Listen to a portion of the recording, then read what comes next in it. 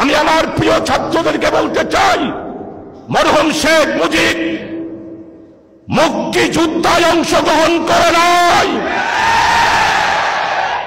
মুজিব, আপনি বাংলাদেশের মানুষকে স্বাধীনতার ঘোষণাকে অসমাপ্ত রেখে পশ্চিমা সেনাবাহিনীদের হাতে গ্রেপ্তার হয়ে পশ্চিম পাকিস্তানে নিরাপদে কারাগারে ছিলেন।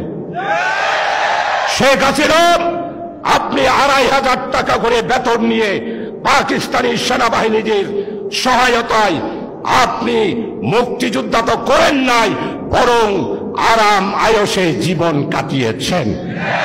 তাই আজকে বলতে চাই, আওয়ামী লীগ মুক্তিযোদ্ধার সংগঠন নয়। আওয়ামী লীগ হল ফ্যাসিস্ট, আওয়ামী লীগ হল গণতন্ত্র হত্যাকারী, আওয়ামী লীগ হল বাংলাদেশের জনগণের দুশ্মনে পরিণত একটি সংগঠন। প্রিয় ভাইয়েরা, তাদের ছাত্র সংগঠন যার নাম ছাত্রলীগ, এই ছাত্রলীগ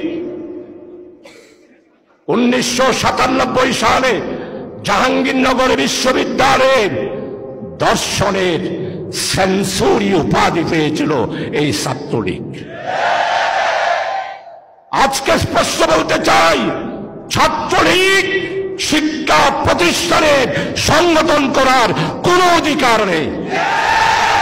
কারণ এই ছাত্রলীগ বৈষম্য বিরোধী ছাত্র আন্দোলনের ছাত্র জনতার উপর ঢাকা বিশ্ববিদ্যালয়ে গুলি চালিয়েছে, চট্টগ্রামের মুরাদপুরে গুলি চালিয়েছে, নিউ মার্কেটে গুলি চালিয়েছে, বজ্রহাটে গুলি চালিয়েছে, নতুন ব্রিজে গুলি চালিয়েছে, লালহান বাজারে গুলি চালিয়েছে। তাই বলতে চাই, চট্টগ্রামে ছাত্রলীগের স্থান হবে না। ছাত্রলীগ এইখানে সংগঠন করতে পারে। আর এই সমস্ত মামলার আসামি হল শেখ হাসিনা।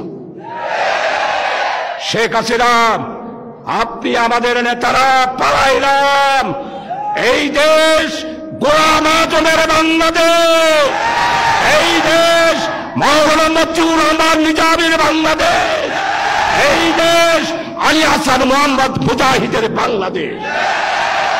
এই বাংলা আপনাদের নয়। আপনারা বাংলাকে হিন্দুস্তানের করদ রাজ্যে পরিণত করার ষড়যন্ত্র করেছিলেন, আর এই ষড়যন্ত্র রুখিয়ে দিয়েছে বৈষম্য বিরোধী ছাত্র আন্দোলনের ছাত্র জনতারা। এই ষড়যন্ত্র রুখে দিয়েছে। প্রিয় ভাইয়েরা, 18টি বছর বেনজির